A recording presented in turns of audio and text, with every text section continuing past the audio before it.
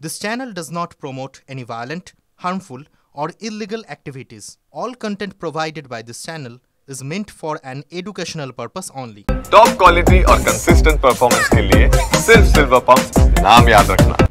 আর এর পাশাপাশি অবশ্যই রাজনীতির প্রসঙ্গও জুড়ে যায়, কারণ একদিকে যেমন উন্নয়নের এই ভাগীদারকে উন্নয়নের কে ভাগ নেবে সেই নিয়ে যখন তরজা তুঙ্গে, তার মধ্যে রাজ্যে আবার নির্বাচন রয়েছে, ভোটের বাকি মাত্র 9 মাস। আর সেই 4 মাসের মধ্যে এই 4 মাসের মধ্যেই 3 বার প্রধানমন্ত্রী নরেন্দ্র মোদী তিনি বঙ্গে সফর করলেন। একেবারে আলিপুরদুয়ারে শুরু করেছিলেন, তারপর দুর্গাপুরে তার সভা হলো এবং প্রত্যেকটি ক্ষেত্রেই যেমন কিছুর সূচনা করেছেন কর্মযজ্ঞের কিছু প্রকল্পের, তার সঙ্গে সঙ্গে সভাও করেছেন। এবার দমদমে এই কর্মসূচির সূচনা করবেন এবং সভাও রয়েছে প্রধানমন্ত্রীর।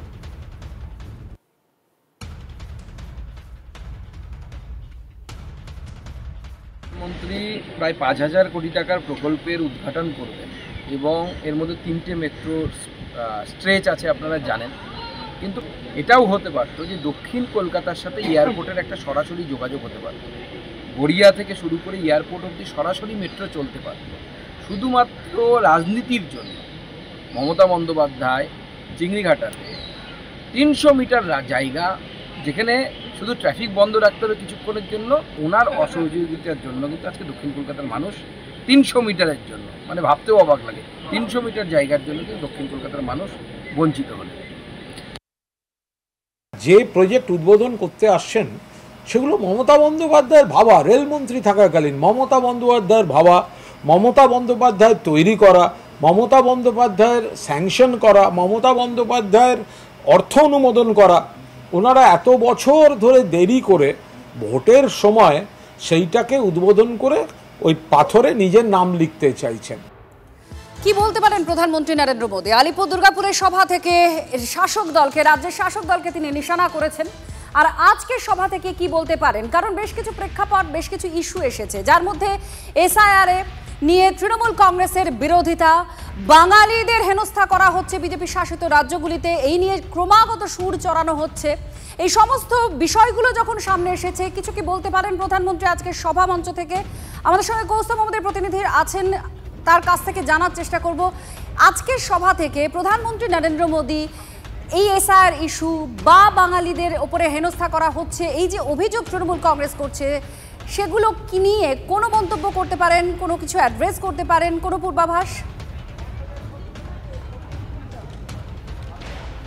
একেবারে দেখো, বিজেপি যে কর্মী সমর্থকরা রয়েছেন সেই কর্মী সমর্থকদের মধ্যে কিন্তু এই নিয়ে তুমুল আগ্রহ রয়েছে এবং তুমুল কৌতূহল যাকে বলা যেতে পারে। কারণ আজকে প্রধানমন্ত্রী নরেন্দ্র মোদী তিনি এই 4 মাসে 3 বার বঙ্গ সফরে আসছেন এবং তিনি এই যে এখানে যে দমদম যে সেন্ট্রাল জেলের যে মাঠ রয়েছে, এই দমদম সেন্ট্রাল জেলের মাঠে এখানে তিনি প্রশাসনিক কর্মসূচির পর কিন্তু এখানে রাজনৈতিক তার যে কর্মসূচি রয়েছে।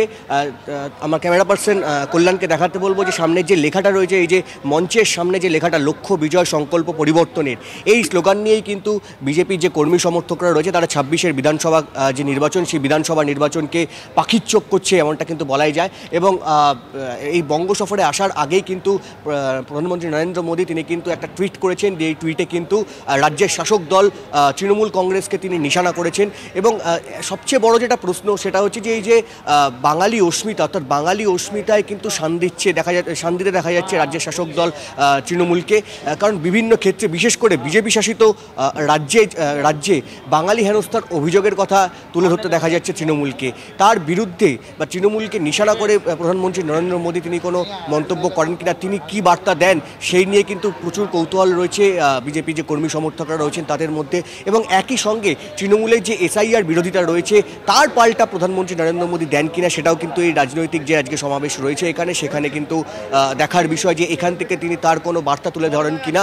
এবং একই সঙ্গে যে 26-এর যে বিধানসভা নির্বাচন রয়েছে সেই 26-এর বিধানসভা নির্বাচনে বিজেপি কর্মী সমর্থকদের উদ্দেশ্যে কি বার্তা দেন, বা বাংলা বা বাঙালিদের উদ্দেশ্যে তিনি কি বার্তা দেন, বাংলার মন জয় করতে বা বাঙালিদের যে শহুরে যে ভোটার, সেই শহুরে ভোটারের ভোট ব্যাংক অর্জন করতে প্রধানমন্ত্রীর কোনো মন্তব্য সেখানে ডিভিডেন্ট হয়ে দেখা যায় কিনা রাজ্য বিজেপি বা বঙ্গ বিজেপির পক্ষে, এই সমস্ত বিষয় কিন্তু আজকে অনেকটাই পরিষ্কার হতে পারে।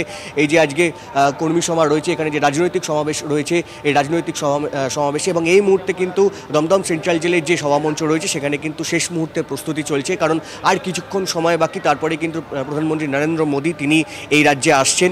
প্রথমে যখন তিনি যশোর রোডে সেখানে ফ্ল্যাগ অফ করবেন, পাশাপাশি তার একটি মেট্রো রাইডও চড়ার কথা, এবং তারপরেই কিন্তু তিনি এখানে এসে একটি প্রশাসনিক কর্মসূচি করার পরেই কিন্তু এখানে রাজনৈতিক কর্মসূচি অর্থাৎ দমদম সেন্ট্রাল জেলের যে মার্চ কৌস্তব, প্রধানমন্ত্রী সেদিকে নজর রয়েছে বঙ্গ বিজেপির এবং রাজ্যের প্রত্যেক মানুষেরও। মানুষ রাজনীতি সচেতন, প্রধানমন্ত্রীর সভা তার একটা নির্দিষ্ট রাজনৈতিক উচ্চতা আছে, একটা সামাজিক আঙ্গিক আছে, তো সেই জন্য সেটার প্রয়োজন নেই। আমাদের আবেদন সর্বস্তরের মানুষের কাছে। লাস্ট ফিনান্সিয়াল ইয়ারে রিভাইস এস্টিমেট ছিল 1550 কোটি টাকা, এই ফিনান্সিয়াল ইয়ারে 720 কোটি টাকা, অর্থাৎ 50%-এর বেশি এস্টিমেট কমিয়ে দিয়েছে বরাদ্দ। তার মানে এই প্রকল্পগুলো নরেন্দ্র মোদীর কাছে আসলে প্রায়োরিটি নয়, যেহেতু ভোট এসছে কিছু একটা দেখাতে হবে, তাই মমতা ব্যানার্জি চালু করে যাওয়া দু একটা প্রকল্প সেই সময় ঠেলে খুঁড়িয়ে গুতিয়ে হলো, যেহেতু 11-12 বছর হয়ে গিয়েছে, কাজটা কিছুটা এগিয়েছে, তাই সেটার উদ্বোধন করে মাইলেজ কুড়ানো ভোটের আগে। ভোটের সময় নির্বাচন আসলে যারা বঙ্গমুখী হন তাদেরকে বাংলার মানুষ ওই পরিযায়ী পাখির জায়গাতেই রাখবে, বাংলার মানুষ তাদের হৃদয়ে স্থান দেবে না। মোদী আসবে তো কি করা যাবে? সারা দেশ ঘুরছে, সারা পৃথিবী ঘুরছে, পশ্চিমবঙ্গের দোষ কে আসবে? আবার মিথ্যা প্রতিশ্রুতি বুলি আওড়াবে, মানুষ শুনবে।